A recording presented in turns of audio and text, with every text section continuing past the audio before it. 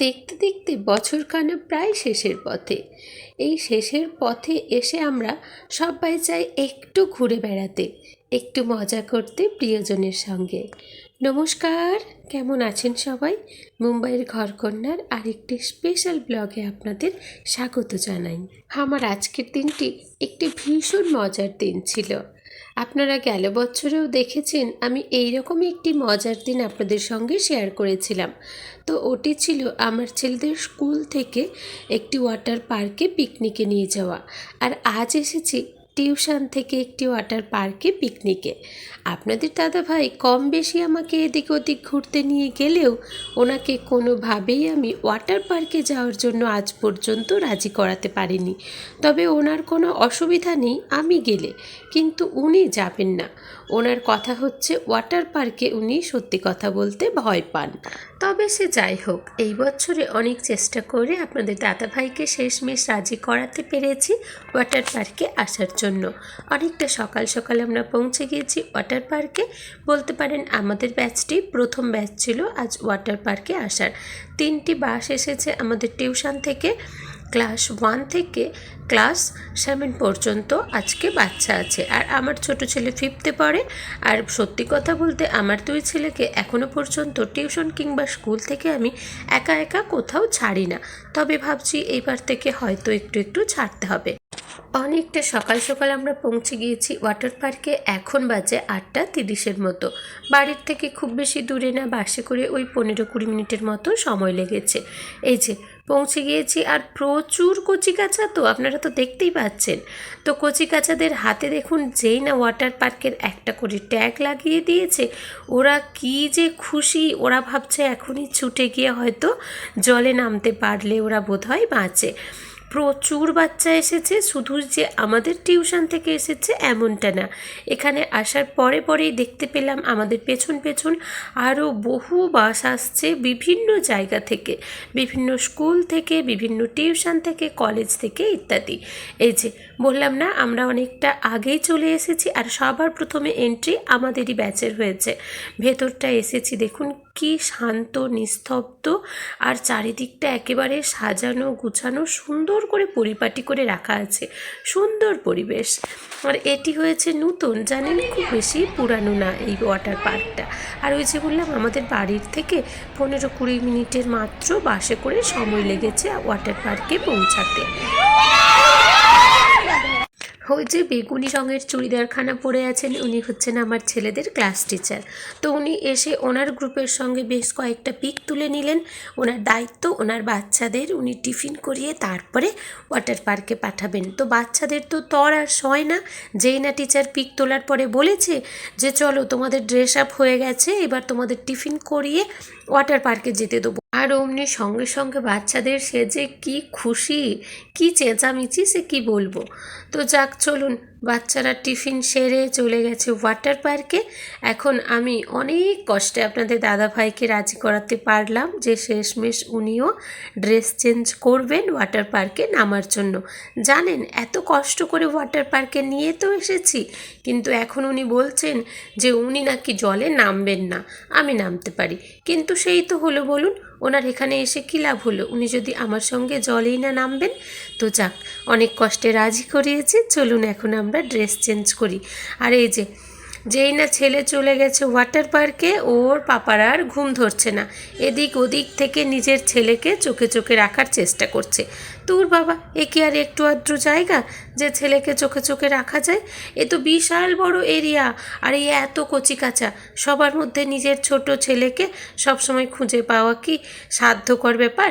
কিছুতেই খুঁজে পাওয়া যাচ্ছে না। এখন উনিও হাল ছেড়ে দিয়েছেন, এখন উনি গিয়েছেন ড্রেস চেঞ্জ করতে।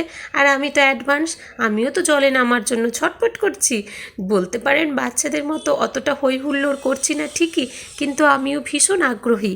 ওই যে বললাম আপনাদের দাদাভাইকে প্রথমবারের মতো নিয়ে এসেছি ওয়াটার পার্কে, তো আমি চেঞ্জ করে চলে এসেছি। এখন উনি গিয়েছেন চেঞ্জ করতে, আর আমি মোটামুটি হাতে মুখে পায়েও একটু ভ্যাসলিন ট্যাসলিন লাগিয়ে নিয়েছি। এই যে বাবু এসেছেন চেঞ্জ করে।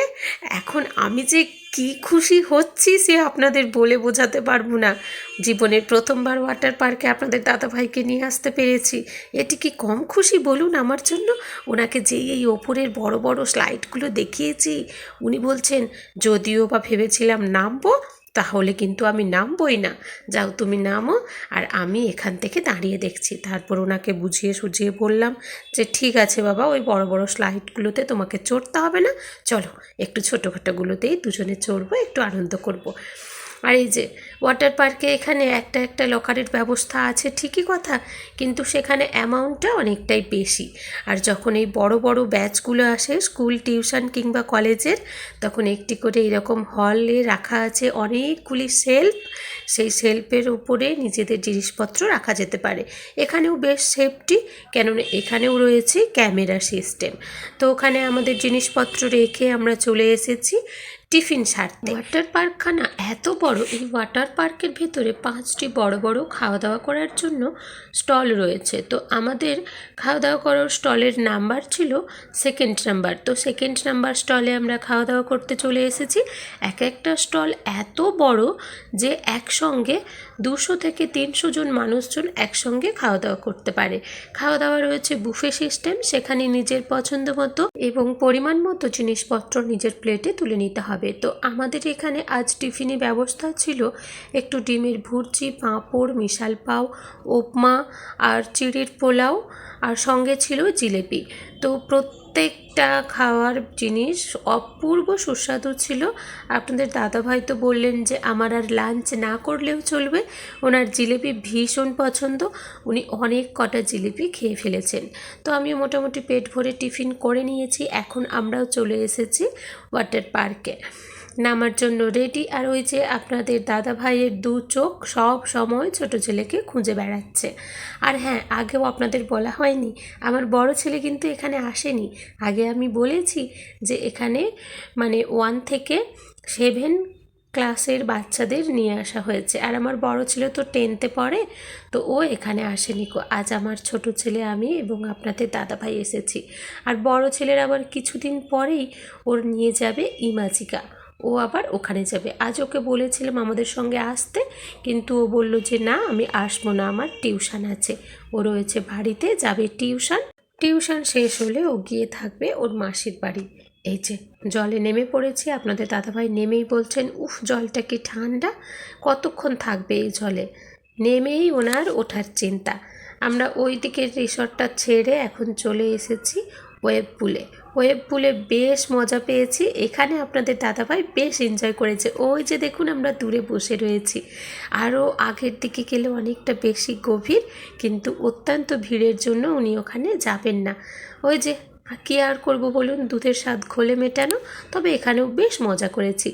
আমরা বারবার করে গিয়ে ওই 1 কোমর খানিক জল থেকে বসে পড়ছি, আর ঢেউয়ে একটু একটু করে আবার আগের দিকে আগিয়ে আসছি। আমরা মোটামুটি ওই 2-2.5 ঘন্টার মতো জলে ছিলাম।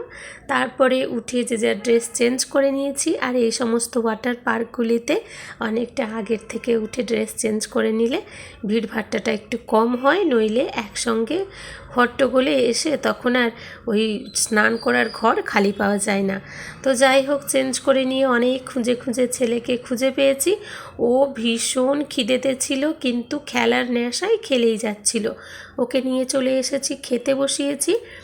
ছেলেকে ওর বাবার সঙ্গে খেতে বসিয়ে দিয়ে আমি আমার প্লেটটা নিয়েও চলে এসেছি।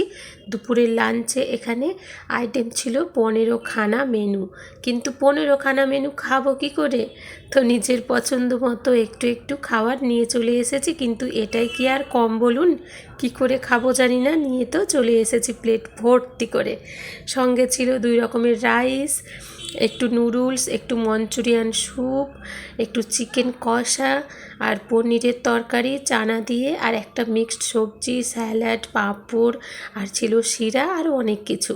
তো যাই হোক, মোটামুটি খাওয়া দাওয়া সেরে নিয়েছি। আর ওই যে বলে ভেতো বাঙালি, দুপুরে খাওয়া দাওয়া সারার পরে একটু তো ঘুমাতে হবেই। মনটা ছটপট করছে আপনাদের দাদা ভাইয়ের।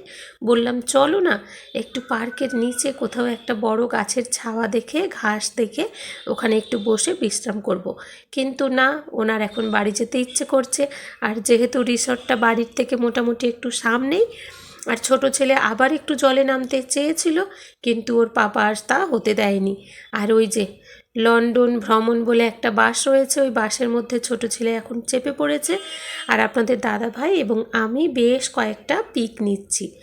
এত কষ্ট করে এসেছি রিসর্টে, নিজেদের স্মৃতির খাতায় মোবাইলের গ্যালারিতে কয়েকটা সুন্দর সুন্দর পিক থাকবে না, তাই কখনো হয়? তো আমরা দুজনে এখানে পিক নিতে ব্যস্ত, আর ছোট ছেলে ওইদিকে বাসে চড়ছে। সত্যি কথা বলতে আমার এবং আমার ছোট ছেলের এত তাড়াতাড়ি বাড়ি ফেরার ইচ্ছে নেই, কিন্তু আপনাদের দাদা ভাইয়ের কথা হচ্ছে বড় ছেলে বাড়িতে রয়েছে, যদিও বা ওর মাসির বাড়ি রয়েছে, কিন্তু তাও এতটা সময় ওকে ছেড়ে থাকবে, বাড়ি ফিরে যায়। আর সবচাইতে বড় কথা হচ্ছে রিসর্টটা যেহেতু বাড়ির একেবারে সামনাসামনি, অনায়াসে বাড়ি ফিরে যাওয়া যায়। তো তাই বাড়ি ফিরে যাওয়ার জন্য আপনাদের দাদা ভাইয়ের মন উতলা, গিয়ে একটু ভালোভাবে রেস্ট নেবে, এটাই হচ্ছে ওনার মেন কারণ। এতক্ষণ সময় তো থাকলাম, এবার বাড়ি ফিরতেই হবে। তো ওলা বুক করেছি, ওলাটা আসতে একটু টাইম লাগবে, তাই জন্য আমরা একটু বসেছিলাম গার্ডেনের মধ্যে। আর এই যে আমি যেই গার্ডেনেই ঘুরতে যাই কেন, আমার দু চোখ এই ফুলখানা খুঁজে বেড়ায়। ভারী পছন্দের আমার এই ফুল। আর যদি একটি ফুল পেয়েছি, সেটিকে যে কোনোভাবেই হোক আমি মাথার চুলের মধ্যে তো গুঁজবই। চুলটা খোলা রয়েছে যেহেতু, ভেজা, ওয়াটার পার্কে নেমেছিলাম, তাই কানের গোড়ায় গুঁজেই বেশ কয়েকটা সেলফি তুললাম। আমার ভীষণ পছন্দের এই ফুলখানা জানেন, আর মাথায় দিতে ভারী ভালো লাগে। ছোট ছেলে এখানে অনেকটাই থকে গিয়েছে, যেহেতু তাকে খেলতে দিতে যাওয়া হচ্ছে না, বাড়ি ফিরে যাওয়া হচ্ছে, ও একটু রাগে আর ওই ক্লান্তিভাবেই বলুন আমার কোলে শুয়ে পড়েছে। ওর মাথায় হাত বুলিয়ে দিচ্ছি। আর ওলা আসতে একটু বাকি রয়েছে, ওলা আসলেই আমরা বাড়ি ফিরে যাব। চলুন আজকের ব্লগখানি আর বাড়াবো না, আজকের ব্লগখানিও এখানেই শেষ করছি। আমার আজকের এই ব্লগটি আপনাদের কেমন লাগলো পারলে একটি কমেন্ট করে জানাবেন, ভালো লাগলে একটি লাইক করে দেবেন। সবাই ভালো থাকবেন, সুস্থ থাকবেন, সাবধানে থাকবেন। আপনাদের সঙ্গে খুব শীঘ্রই দেখা হচ্ছে একটি কোনো নতুন ব্লগ নিয়ে। এতটা সময় আমার সঙ্গে থাকার জন্য অনেক ধন্যবাদ।